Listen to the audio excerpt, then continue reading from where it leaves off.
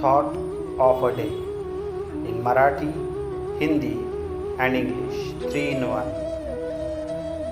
ज्ञान केवल एक ही तरीके से प्राप्त किया जा सकता है, अनुभव के तरीके से। उसे पाने का कोई अन्य तरीका नहीं है।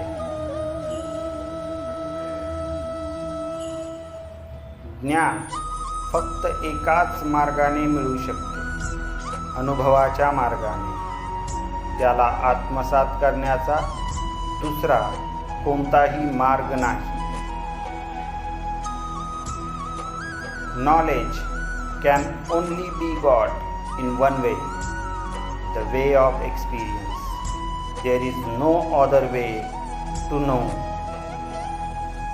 Please like and subscribe the channel and press bell icon for notification.